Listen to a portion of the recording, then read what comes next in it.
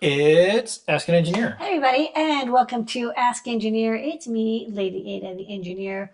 With me, Mr. Ladyada on camera control and telling people about discount codes.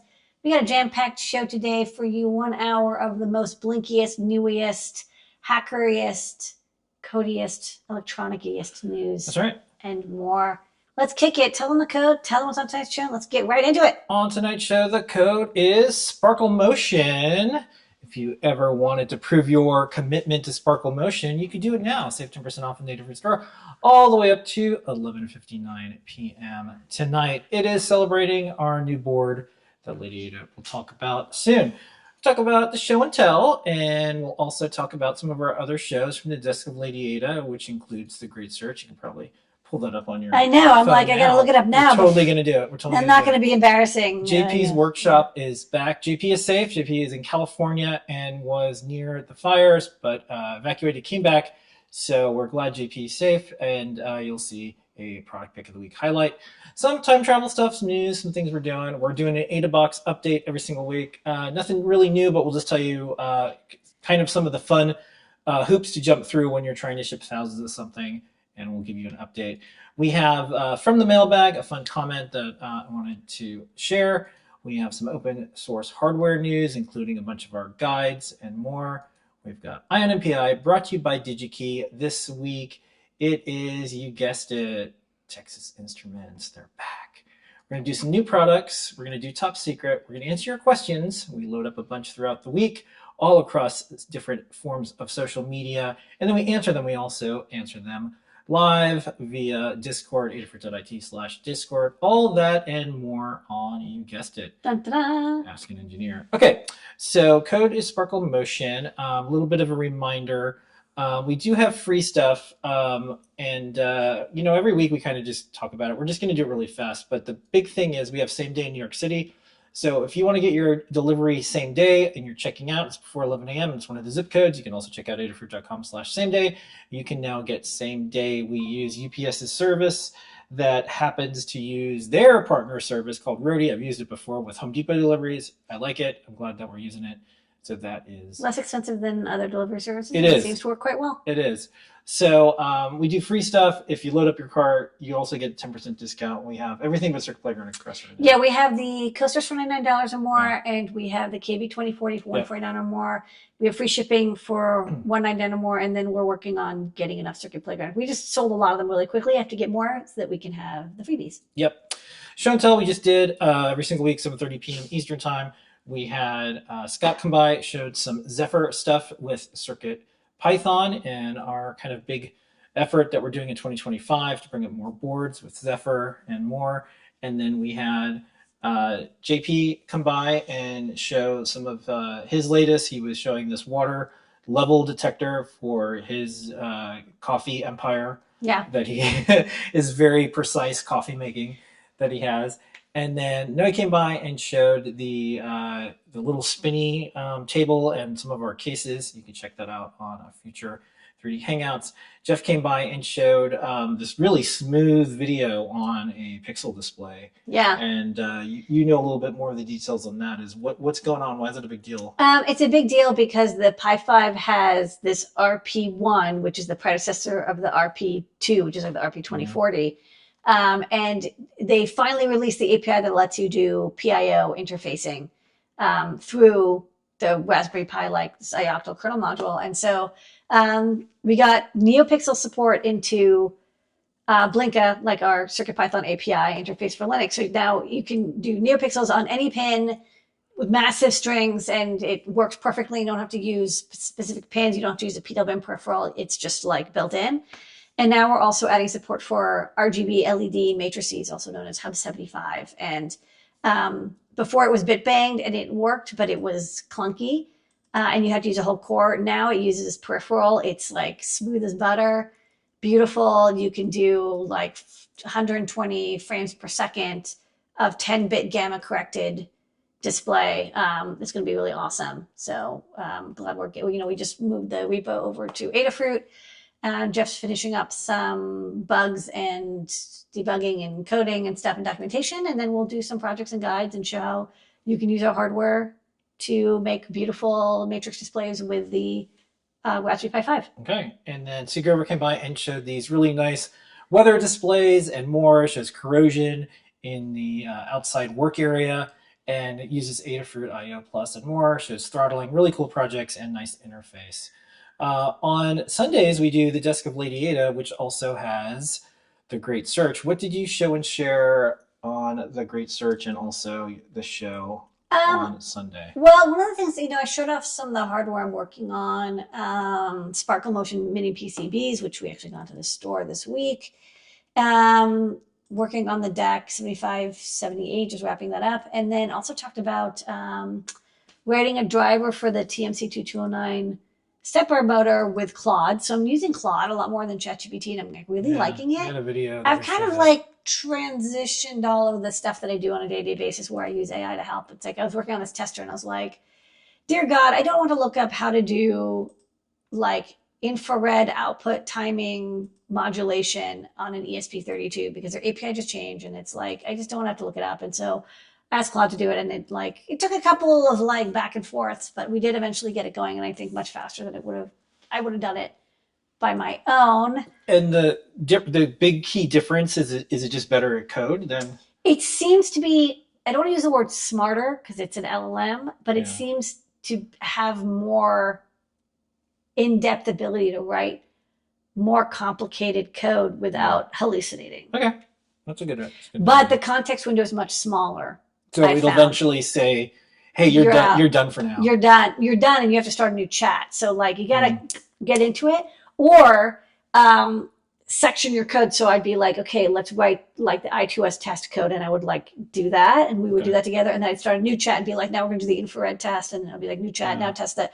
Like we would, and then I would eventually at the end, I'd start a new chat and say, here's all the code that we wrote, and I want you to now like merge it or something. You know what I mean? Interesting. There's no real moat around any of these companies. If there's one that just does better code, you'll just move to that LLM. It was pretty fast. I mean, you tried it. Do you like it? I'm moving over to Claude for some of the things that I'm doing. It just depends on what I'm doing, and I'll use Claude for this. I'll use Gemini for that. I'll use ChatGPT for that. A lot of the things that you do, though, you need it to like look at data sheets and do like there's a lot more work ahead. Like Claude can't do data sheet. I mean, it can, but it runs out of context window almost instantly. And so I use ChatGPT for that, but for like short but complex code, it's great. Yeah.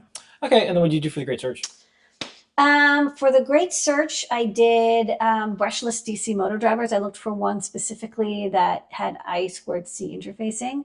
And then as I kept looking around with stuff, I actually did the INMPI for this week was another board that was recently released by TI that I wanted to chat about. So, all right. But you can expect I will do some, you start seeing me like doing all these searches and learning about, certain things. You'll probably see some brushless motor drivers in the shop. Okay, and then JP's product pick of the week. We do this every Tuesday, and just like a little bit of a note. So we have some folks out in California. JP evacuated, came back. He's okay. We have 2 other people that we know and work with. They're okay, and we also know people have been affected by the fires in California. We'll figure out what we can do to help as this hopefully comes to an end in some way. The fires are still being put out, so we're in touch with everyone that we know, of course, but we'll make sure that if we put up resources and everything, that we vet them and we know that these are getting help to the people that need it.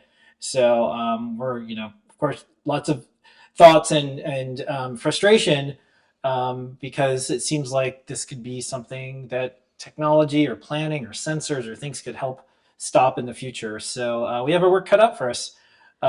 We need to figure out ways. I'm all for colonizing Mars and going there and going to the moon and all that, but I also want, non-fiery California at the same time. I think we can do both. So we'll see how that goes. So anyways, JP's back, and of course, in typical JP fashion, just jumped right into doing some stuff. Here is product pick of the week. It is the SCD40 True CO2 sensor with temperature and humidity sensing and Stemma QT. It has a range of about 400 to about 2,000 or so parts per million that it'll report, which is perfect for human breathable air quality sensing. We can not only use the Arduino and the CircuitPython drivers, but we've also got a really nice, easy way to use it in Whippersnapper. I started this off in my studio, where I have a smaller office space. It's a little more airproof, airtight than this garage workshop. So in there I was experiencing around 900 or so up to 1,000 parts per million. When we go into the workshop here, we drop into the 400 range, which is what it's been sitting at, with some small exceptions when I've breathed on it intentionally or something. SCD40 True CO2 sensor with temperature and humidity sensing and Stemma QT. And JP's workshop is tomorrow. You can check out his projects and more, including the show and tell project that JP stopped by and shared, the water sensor for how the water is doing in his coffee tank. 3D Hangouts every Wednesday when doing Pedro. And then Scott is doing Deep Dive on Friday. You can check out our efforts to work with Zephyr to get boards spun up as fast as possible. So a little bit of time travel.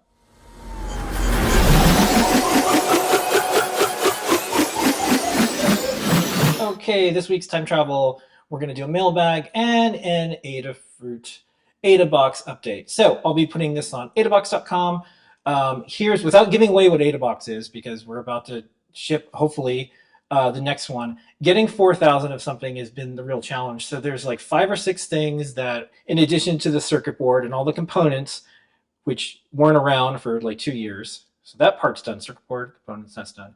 And then we have all the fun things that go along with it. So one thing, we get a few thousand. Another thing, we get a few thousand. Vendor who promised 4,000 of something says that actually we don't have them. Yeah, which is unfortunately an essential part. It's a big part of it. Yeah. So what we're doing now is trying to see, can we still get this thing?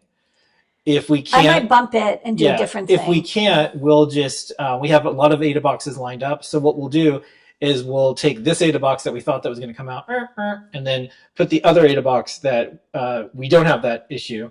And then we'll be able to have that kind of in the hopper, which would be nice because we'll have an Ada box ready to go as we scrape together thousands of these things. So on one hand, I'm glad that this happened, because if we would have paid for thousands of this thing and then they said they don't have it, that would have also a challenge. It's like, I don't know if tariffs are going to start hitting soon. There's a lot of things that are going to change. Okay. So that is our update. We'll continue to let folks know what's happening. If we are going to switch directions with which Ada box is going to come out, we'll give you a different timeline. But thanks for hanging in there. It's been a journey with part shortage, and then Adafruit moved. We don't charge until the subscription ships. So folks have been cool about it. They're like, hey, no problem, but I also know you want an Ada box. So we're getting to it. Let's go to mailbag. Letters. We get letters. This week on mailbag, we have, I thought this was funny, so I put this in there. So we get all sorts of feedback. So this person said, I forgot how pleasant it was to interact with Adafruit. Very affordable electronics with great customer service whenever I buy from them, has been my experience. And then, like everyone, including us, we're all damaged now. So the person says, but I hope they're not secretly bastards who don't pay their workers a living wage or something. I really like to give an endorsement at least to one non-bastard company this year, but you never know these days. It's true. It's true. Like, here's the thing. We're all so worried about, like, hey, that was a good customer experience. And then someone comes along and says, no, they're the worst. They don't pay people and everything. We don't have to worry about that. So we pay our folks as much as we possibly can. Living wage, there's paid time off, there's 401ks, there's great benefits. There's all the reasons when you pay for electronics and you buy something from Adafruit, it goes directly to the team who makes and ships all this stuff. We're privately held. We're not doing things for shareholders. We're very transparent with our team. Everyone knows how much money we're making, what we're doing. And the folks who have been at Adafruit have been here, some of them over 10 years, and they've had entire careers. And so we do like to have folks grow with us and become leaders within the company.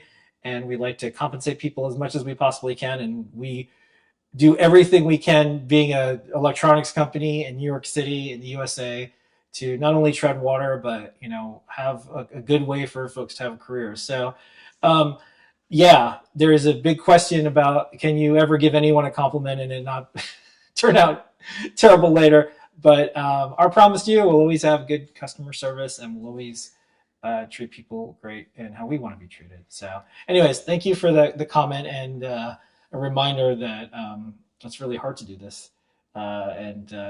Compliments are free, but bad customer service can last. We do. We try really hard. We have a big team doing CSV. Yeah, we do.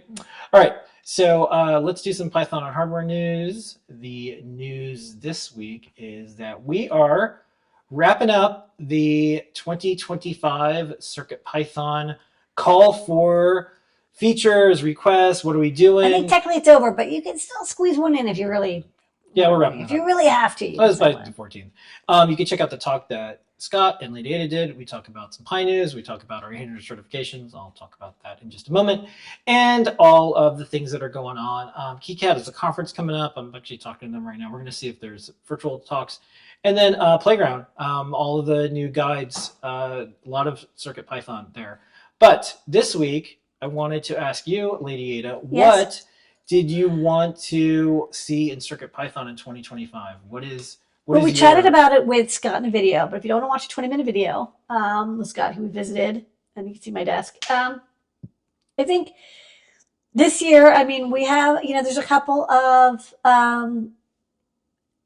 there's like changes coming to CircuitPython in that, Jepler, one of our developers, is going on a, extended hiatus. It's all good, but it's he wants to go travel the world, which is cool, and take a break. And also Scott's going to be out on leave for some of this year, and so this is a good year to not try to get a lot of stuff done, but try to get like one or two big things done. And so focusing is kind of my MO for this year. Okay. And so one of the things I talked to Scott about is, especially. Well, right now, there's only really one or two people who can add new platforms to CircuitPython, which means that we're kind of like, oh, we want to add something new. Well, Scott has to do it. And like maybe Dan can help and other people can help. But really, it's kind of like the lead dev is the only person who can do it. But that means we're limited. Like we can't add new boards as they come out because we have to, we'll never keep up with all the hardware. And so adding a, real-time operating system layer like Zephyr might be the way to do it. Embed was historically what a lot of people used for as like an interlayer. It's an ARM project, but Embed is officially dead. FreeRTOS is not really an SDK layer. It's really just an RTOS that you use with an existing SDK. Zephyr has a lot of promise. I'm starting to see it pick up some steam. So, what Scott's doing, and I'm kind of encouraging, is seeing what it would take to add Zephyr as a supported like plug-in layer for CircuitPython, so that when there's new hardware that comes out, as long as it's Zephyr compatible, we can basically get it up and running very quickly with CircuitPython, which I think would be kind of cool and would open us up to supporting like 1,000 new boards. Yeah, I like that focus because the future is new hardware. The new business is the business. It is new business, but it's also, there's too much new hardware for us to keep up with. And I'll be completely honest with you. We have a lot of companies that come to us and say, oh, we really want you to add support for this board in CircuitPython. We want you to develop hardware with it. And I'm like, I can't develop hardware with your chip if there's no easy way to use it. And adding CircuitPython takes 6 months. And I say, well, here's how much it would cost. The person was like, do you pay your people? It's like, I tell people what it costs to pay for a developer or two to add a new chip, and they're like, "Oh, we thought you would just do it for free," and I'm like, "No." And also, everything we do is open source, so everything when you do this, we're putting it out there for the world, for others to use and build businesses around and everything. We never want to say we're not doing it because someone else might use it. So when we do something, we commit to it, and that means 1,000 flowers bloom. So there are companies that are sponsoring work on stuff, but this is something that we want to do, so there's more hardware, more chips. When something new comes out, like the latest and greatest from like Nordic, like you boom, it just works with our stuff. So that's Okay. what we want to do. Okay. We'll see. I mean, it's kind of in the beginning, but it's promising so far. And like I would love to be able to add new boards, but like I don't have 6 months straight. But it's like if it was a weekend thing, Yeah. there's a chance that I would be able to do it. It wouldn't support like every peripheral, but you would maybe get digital I/O, analog input, maybe some PWM or timer output, maybe SPI and UART. So we'll see. Okay. All right. Don't forget, you can get the newsletter delivered to you. Yes, you.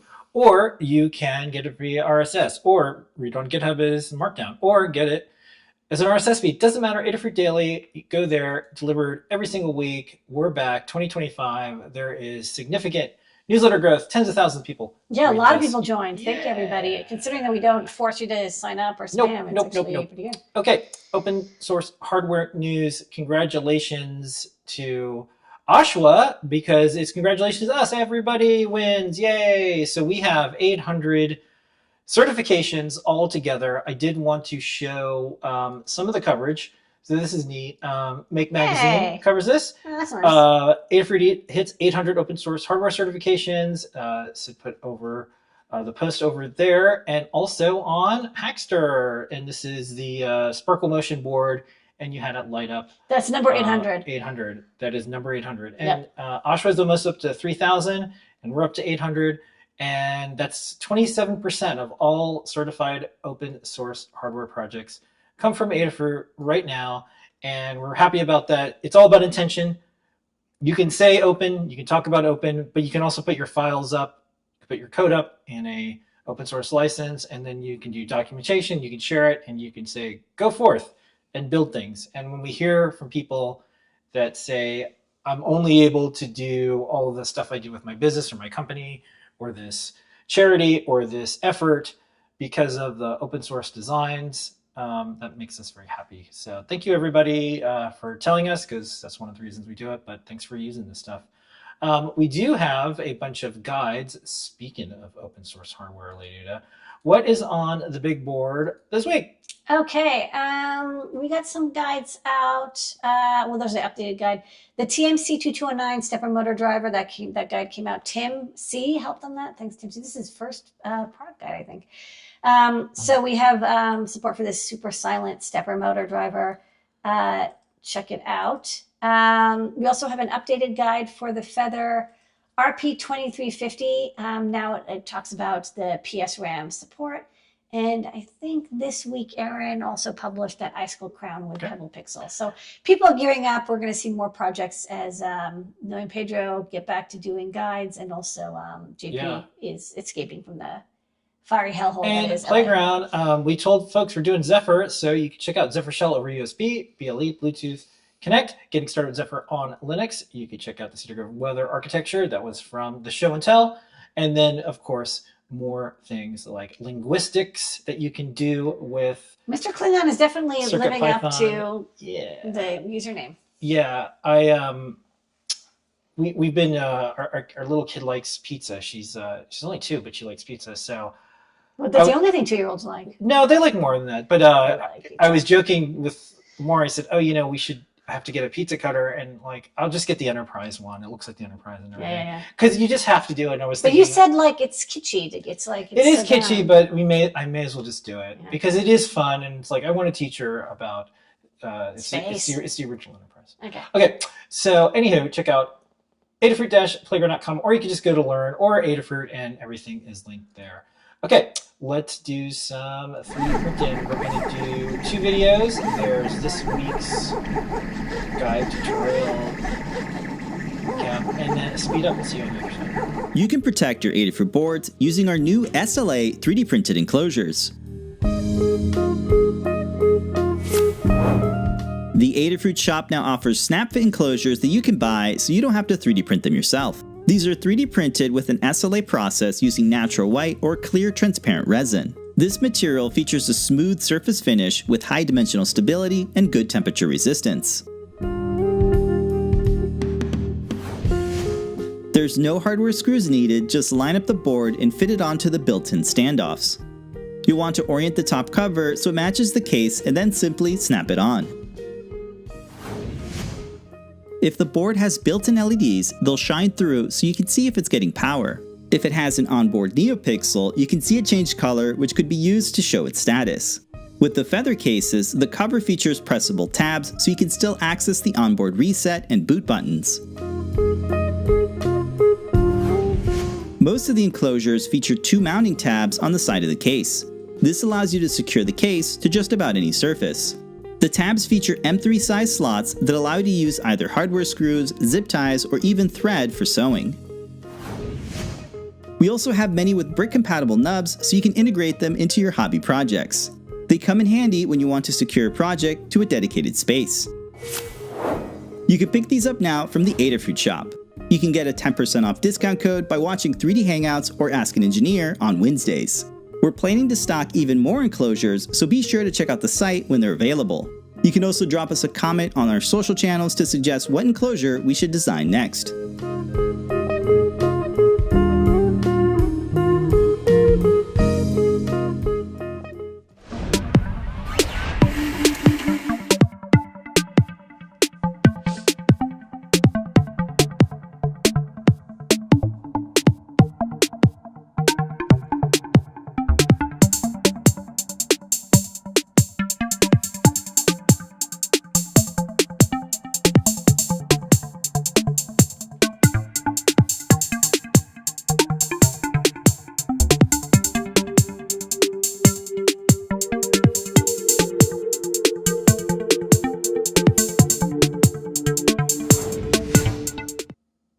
And don't forget, you can learn about all this and more on Wednesdays with 3D Hangouts with Noah. Pedro. Okay, the Code Sparkle Motion, we're going to dive right into Eye on MPI. Eye on MPI.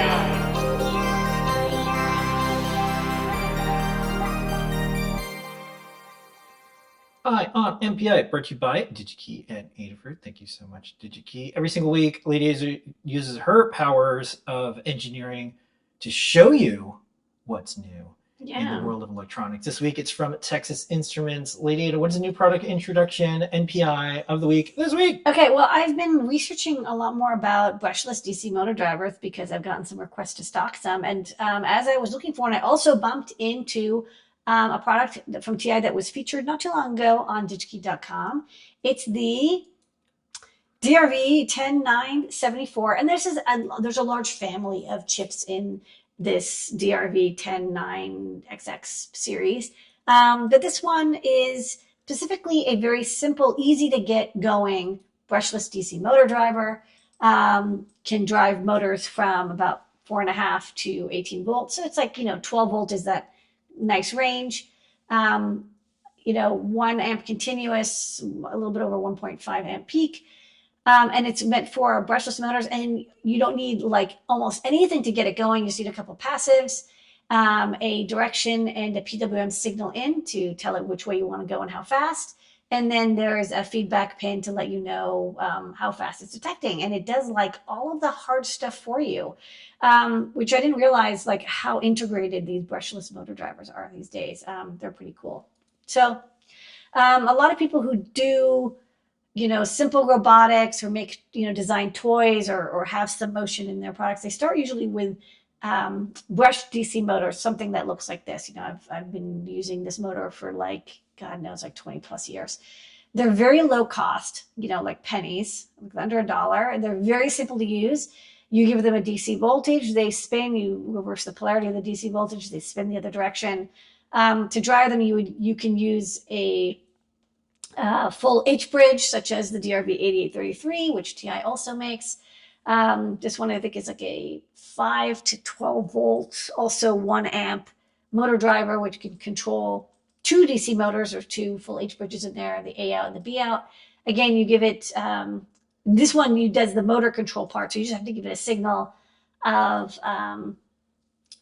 2 PWMs, and the PWM tells you how fast it is and which direction it's going. It's pretty straightforward. Or you can, if you don't need speed control, just 2 digital pins. It's like pretty trivial to get going, and it gives you some fault and sleep control as well. And there's a current limiting on this one with those 2 resistors. And, again, this is very inexpensive and very easy to get going. You can even build the H bridge yourself with 4 transistors and a couple of diodes. You don't even need a driver chip. It's pretty easy. And then, if you want a little bit more control over your DC motor, you can get ones with encoders built in. This has like a little magnet in the center that spins around, and then 2 Hall effect sensors, which can give you a gray code to tell you how fast it's going and which direction. So it's not like a full feedback loop, but you can like kind of make your own feedback loop, sort of. And like I said, brush DC motors are really, really cheap, and they're very easy to use.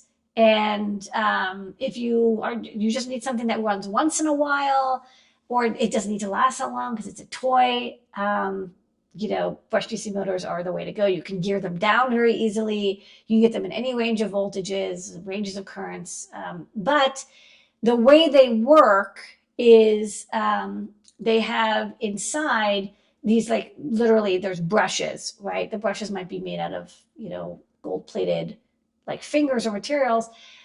And that basically it allows the motor to provide power to this thing that's spinning. So if you think about it, it's like, how do you provide power to something that's moving while you're powering it? Is you need to have something that can rotate freely, but also have electrical contact. So it has these like brushes made out of metal in the middle.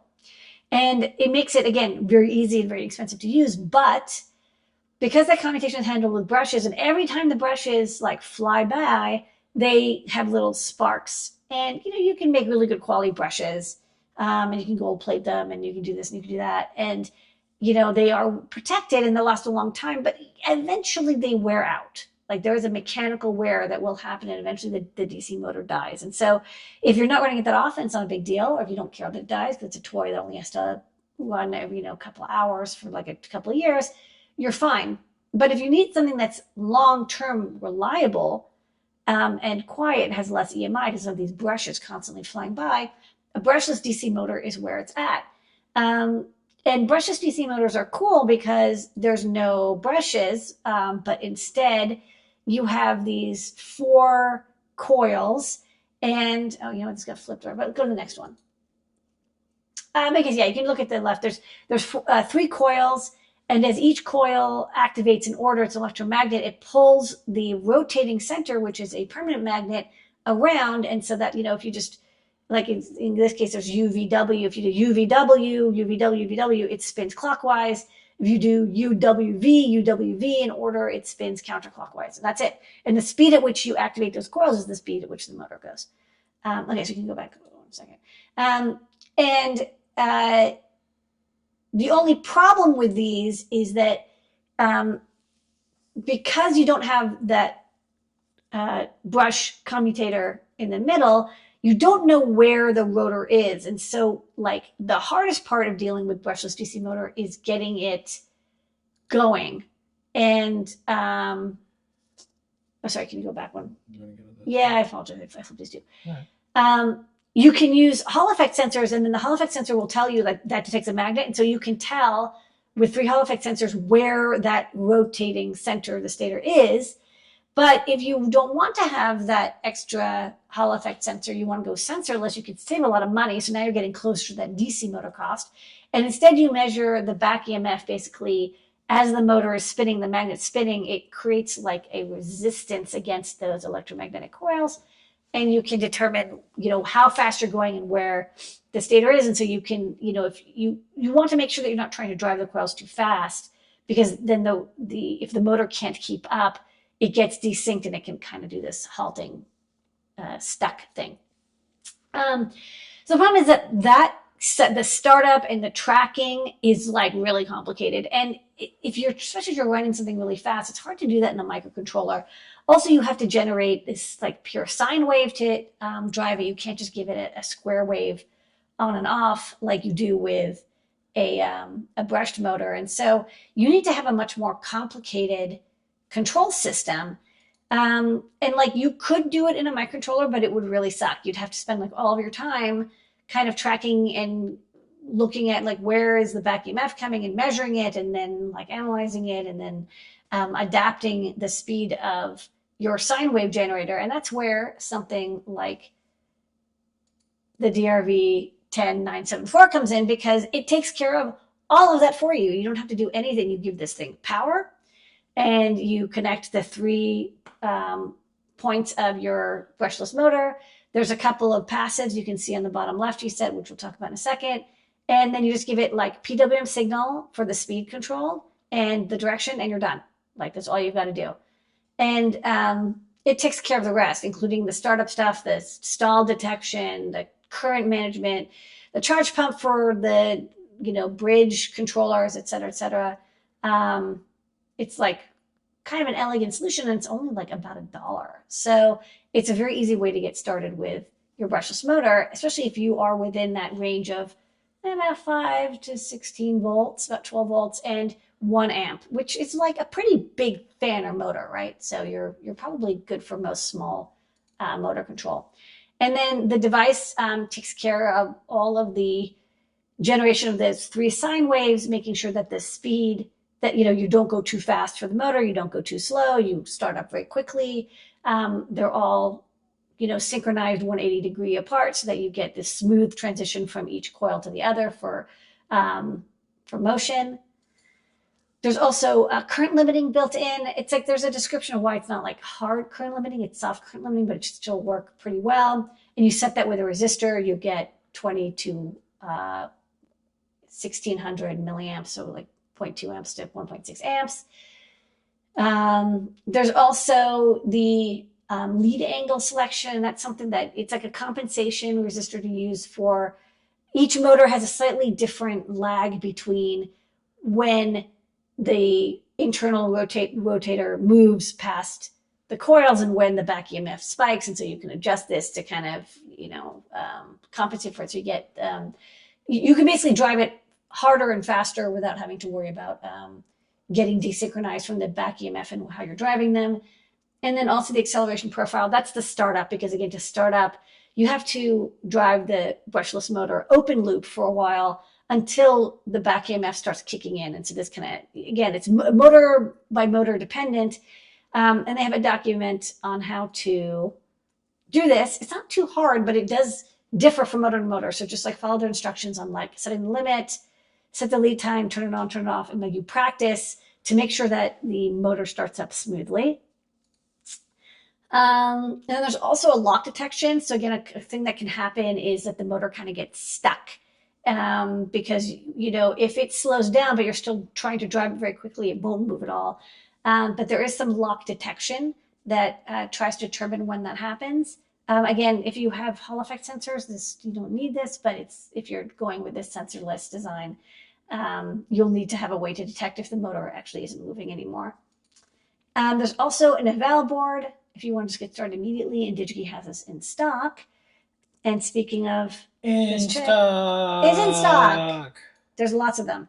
So check it out. There's a couple packages, but this HT SOP version has a nice big thermal pad. You will need that because, again, it can do 1 amp per coil per phase. So it's ready to go, which I like. It's like nothing else needed to immediately get started using brushless motors. All right, we have a video, and then we're going to do new products. So buckle in. See you in a couple of minutes. DigiKey's going to teach you.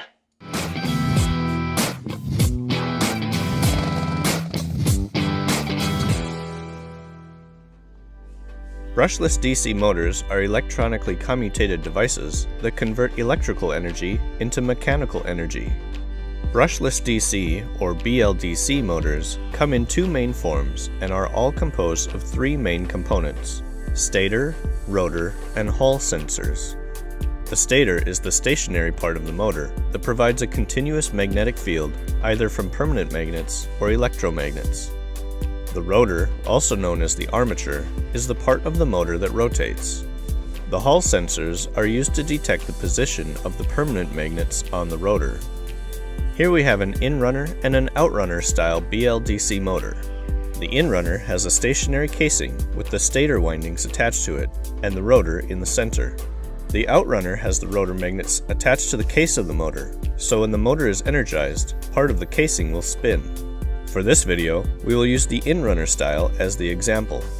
BLDCs receive power from a control circuit that energizes the electromagnets found on the stator. The control circuit uses the Hall effect sensors to detect the location of the rotor magnets. Then the electromagnets turn on and off in sequence with the rotor magnets to continue its rotation. As the permanent magnet approaches electromagnet A, notice the electromagnet's pole is opposite from that of the permanent magnet end near it because opposites attract. Meanwhile, electromagnet C is energized with the same polarity to help repel the rotor away from it. Then, as it gets closer to B, A is de-energized and B is energized, and so on. This extra magnetic force adds more torque, making the motor stronger. BLDC motors are more commonly preferred for a variety of reasons. Brushless motors are lower maintenance than brushed motors because brushes wear out over time. Brushless motors are much less audible than the brushed motors, and because of their overall construction, are able to be made much smaller. Aside from those benefits, they are also more efficient and accurate. Of course, these benefits come with some trade-offs, such as expense due to the more intricate construction and the controller requirement. Now that you've learned about brushless DC motors, take a look at our product selection to find what you need for your next project. Want to watch more videos like this? Like and subscribe.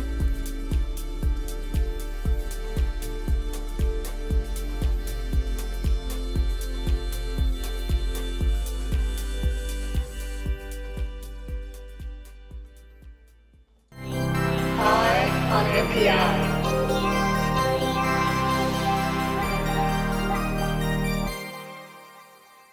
All right, we're going to jump right in. The code is Sparkle Motion. Let's kick it.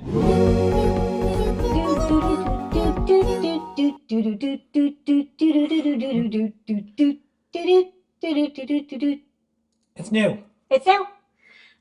Okay, first up, we have an update for the Pi 5. People have asked for it. This is the 16 gig version, which is like a terrible secret. I think the photo is actually of the 2 gig version. Don't worry, we're actually shipping the 16 gig version.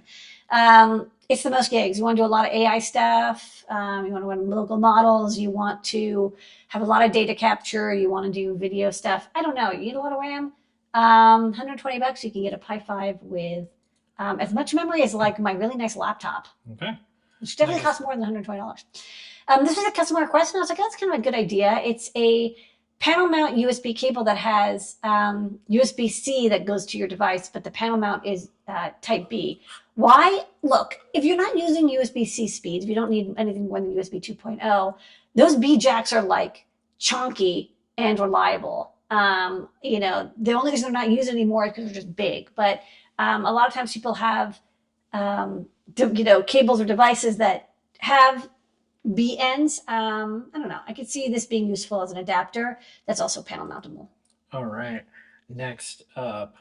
Okay, next up. Finally, it's coming. This is a 1x1 meter LED panel that's made out of this like, flexible netting. So it's hanging here on like a photo stand, and you can like zoom in with the next thing here. So basically, you know, our LED pebbles, these are pebble lights that go 20 LEDs down each row, and then they're held together by, oh, go back. Yeah, so you can see the wires. Can you click here and just stay here? And then they're held across long ways by plastic coated like steel cord.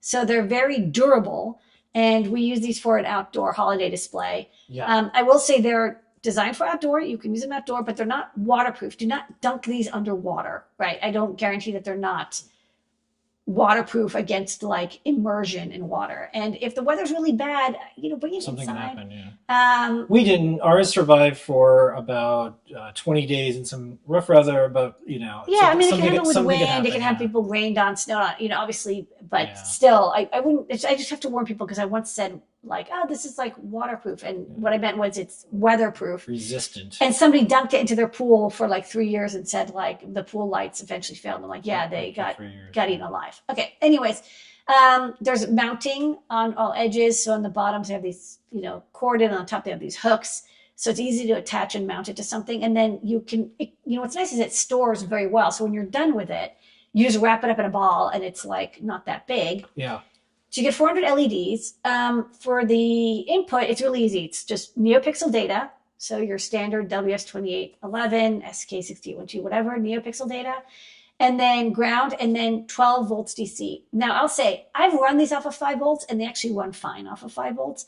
But you're never going to get very bright lights, and you're not going, especially at the end of the chain, the lights will start dimming. So, like, I would say for testing, you can use 5 volts, but when you're actually deploying it, especially if you want to tile multiple ones of these together, then you should use 12 volts DC. And so this is an example of it with a WLED driver. They're 2 inches apart, square. I have some here. I can show it on the overhead, maybe. You can Hold it up first. Okay, so hold it up. So this is the. This is Ladyada scale. I'm a ghost. Yeah. Wait, this is. Sorry. There is a direction. The back is not as bright. It does shine through the back, but not nearly as well. There's like a direction to the pens. Okay, I'm an LED ghost. Cool. All right, so let's go to the overhead. So this is not very bright at all. I have it because I'm running off of 5 volts. It doesn't have like the brightest setup. You can see there's 4 wires. The reason there's 4 wires is that one wire that actually comes back up so that it can zigzag, right? Because there's the power and data coming in here. It splits off to 3 wires, and then there's the one return wire, and then that wire gets continued on here. So basically you get, you can talk to it as if it's one grid, but using one wire. And then let me show, I'm gonna try to do a live demo. Okay. For 1 second. Yeah, I'm just going to show. Just show some more images. Yeah, I'm going to show what it looks like. LED mini. We're going to show the Sparkle Motion mini board in a sec. You can use to drive these things. But let's take a look at if Ladyada can actually control this. Okay, so I have WLED running on the Sparkle Motion board, which I'll talk about in a few minutes. And so I have it set up as a 2D matrix. And then, you can just like configure it, 20 by 20. And then almost every NeoPixel driver will have matrix support. And then you can control it from, whatever, WLED, from Arduino, from CircuitPython, whatever. And then you can draw graphics onto it if you like. So, the little happy dude here is a demo from WLED. This is great for like anytime you want to deploy a grid, but you don't want to deal with individual LED stripes. And the price ends up being like pretty good. It's like whatever, 25-ish cents per pixel. Yeah. So we use this outside our place for all of the hollow. Yeah, we just hung it out the window and we like made an LED screen instantly. It was so easy. It was big, and the neighbors all liked it. By the way, the neighbors were into it, or at least they knew not to complain because we had a gigantic Spock. So really cool. And then of course it's flexible, and then you just have to when you attach it to whatever, you use the little plastic bits and you just like make it tight to stretch it out. And then if you want to have a bigger screen, you can take multiple of these and you can like tile them next to each other, 1 meter apart. Or soon, which we only got to this one, is we'll have 1 by 2, 1 by 3, 1 by 4, and 1 by 5 meter. And then it's a little bit easier to make large grids. But how do you drive one of these? What board could you use? Well, it's this hard to show tonight besides you, Ladyada, our team, our customers, everyone who's sharing things in the world of open source. It's the Sparkle Motion board. It's Sparkle Motion Mini.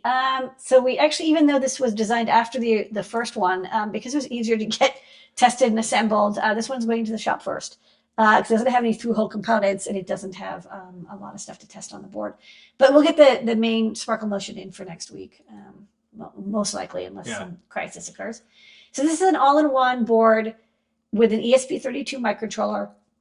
It's designed specifically for use with WLED, but you don't have to use it with WLED. I particularly like WLED. I think it's great. This will work with Arduino, with CircuitPython, with MicroPython, with ESP IDF directly if you want. And this board was designed to be very small. Sorry, I'm going to grab your Mountain Dew. I'm going to do the do. Thank you. All right, I did the do. Now, it's got ESP32, which is kind of the classic microcontroller that we all know and love. The reason I use the classic is it has the best support in WLED. Even though it's not the latest, it doesn't have native USB, it's still kind of like the end-all be-all, always is like the most natively supported. Using the mini module with internal antenna. You power it over USB Type-C. So this Sparkle Motion board doesn't have PD or 12 volt support. It's for 5 volt, which again is the vast majority of LED that people drive anyways.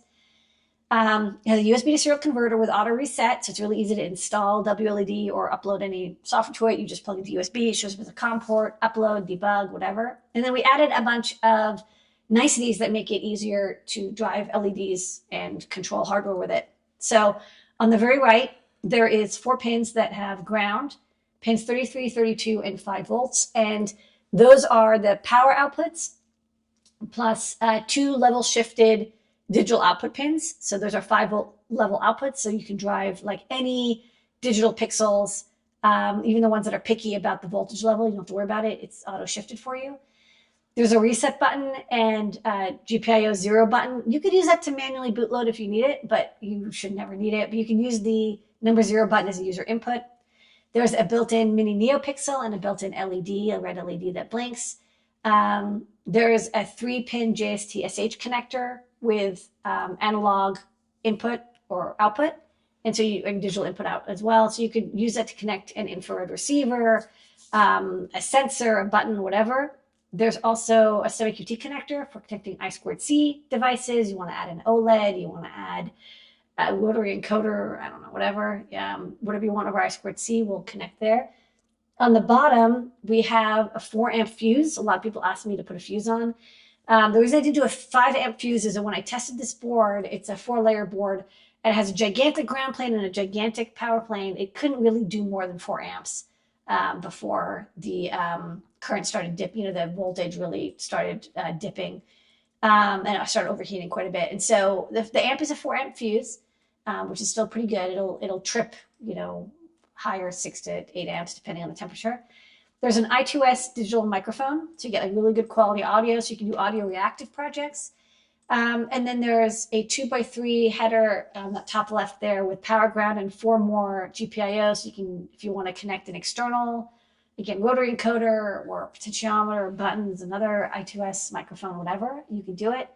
4 mounting holes and anything else I forgot? No, I think that's it. No, this is a lot of fun that you're going to have. And then we have the entire lineup of Sparkle Motion boards. This is the mini. It has mounting holes. So stay tuned. And we're looking forward to doing cool stuff with all the people who know WLED. So great for WLED, specifically designed for it. Will work wonderfully, but you can also use it for anything else. Anything else. That's right. And that is New Products for the Week.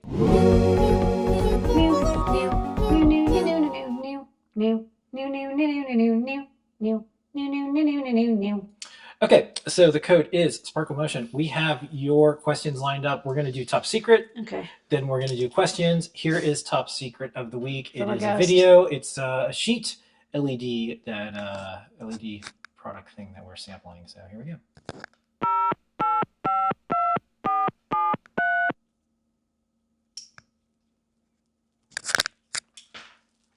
All right, Ladyada, what is this? This is an incredibly bright, shiny NeoPixel sheet. Oh my god. Yeah, that's nice. Good power supply here. So this is kind of cool because it's a sheet of flexible PCB material that you can see on the back. It's it's like a flex PCB. So it's super flexible and it's cuttable, and it has NeoPixels every 10 millimeters, so 1 centimeter. So let me turn this off just briefly so I can show off the cut points. Sorry. So you can see they're RGB Ws. It's the W part. And it's like a natural white color. And they look like, side by side sheets, right? Like or strips. This is like one strip.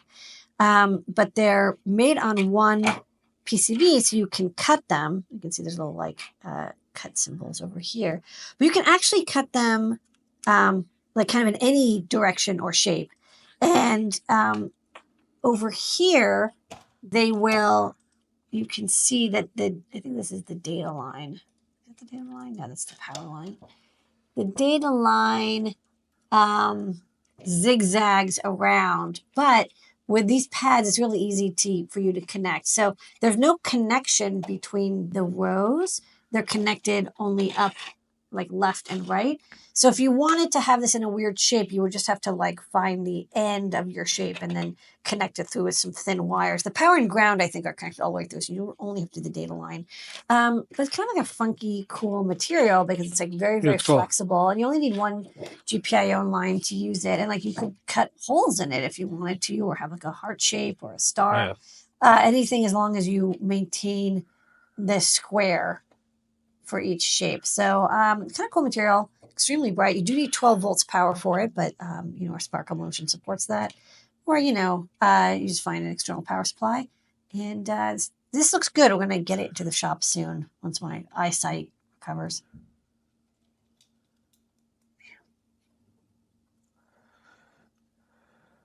Ow.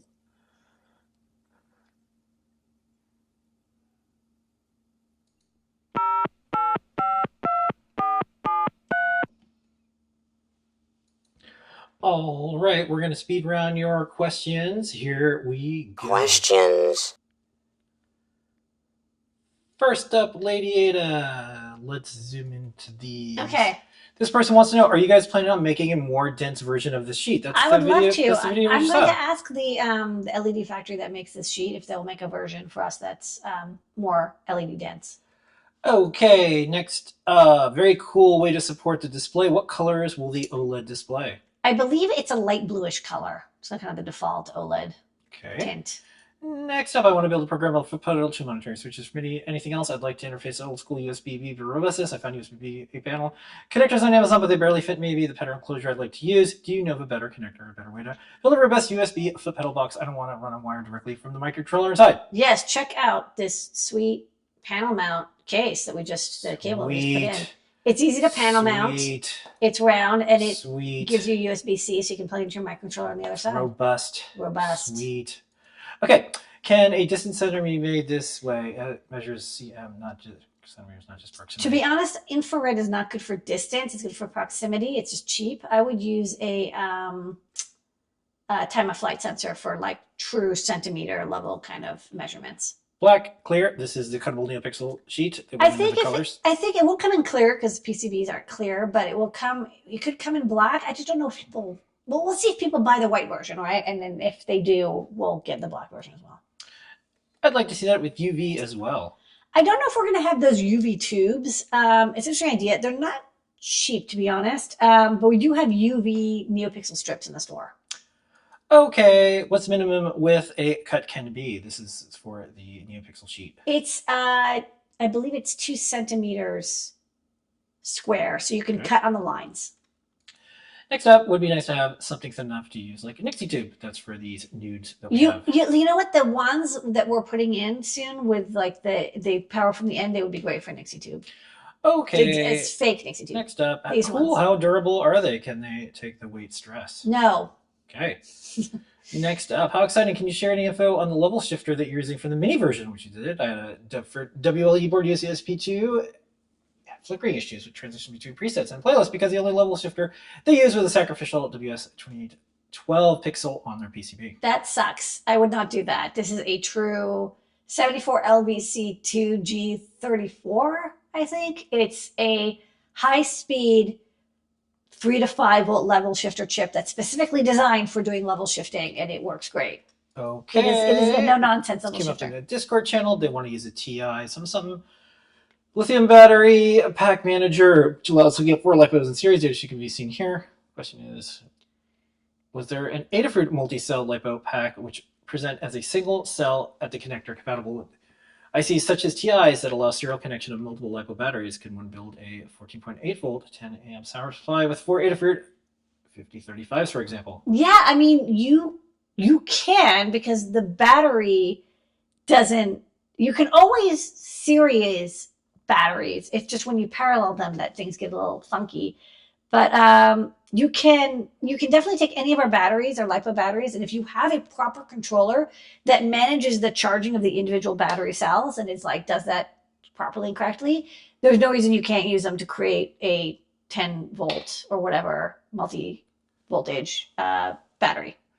Multi-cell battery. Okay, your questions from the chat. I will do this quickly. Yeah. Do you foresee any RP23XB with the extra pins coming out? Any clues on when Metro 2350B will be coming out? It's assembled. I have to build a tester, and I got distracted with these Sparkle Motions. So probably in like 2 weeks. INA 2028 Learn Guide and driver availability for 2025. The driver is actually done now. And I think Liz is going to do the guide. That's on me. I just kept putting it off, and it was like not a big deal. But I wanted to make it compatible with the INA 219, which I did. So we'll just do that this year. Just a comment. Hello, new customer, new follower. I really appreciate all the information about your products and how well built your webpage is set up. Okay, next up. I'll answer this one. Can generative AI do hardware design, schematic capture, PC layout? Not yet. Not yet.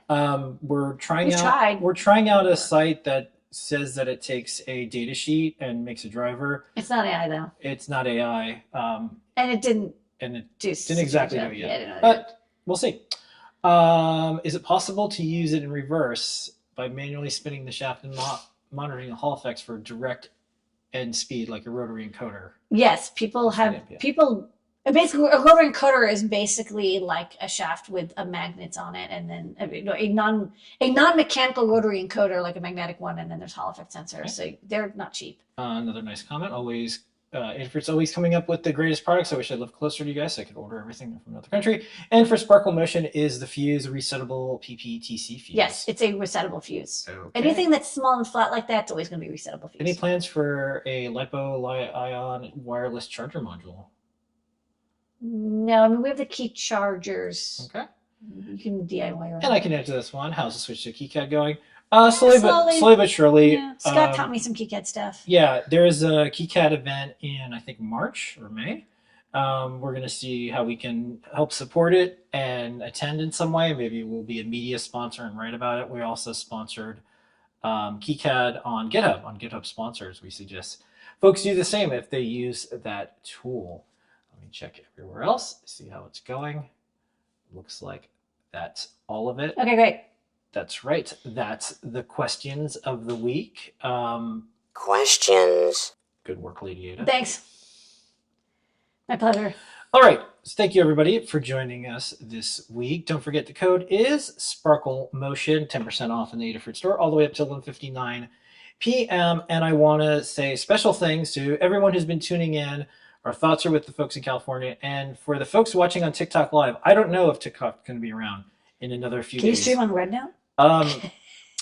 Yeah. So one interesting thing, and I'll just leave it just with a story I like, is so TikTok might be shut down. All these people, 150 million people are looking for another place. They don't want to go to Instagram. They don't want to go to Facebook. So they found an app. It's not the Chinese version of TikTok. It's called Red Note, and it's now filled with people that are TikTok refugees. And it's really neat to see two cultures of folks just chat with one another. And you find out really quick, because, we wanted to check out what's going on there. Everyone's pretty much the same. They're showing cat photos. They're working. They want to have good lives and show and share things that they care about. But one of the things I liked the most was an American person. They said, I'm American. Do you care about all these Americans here in your app?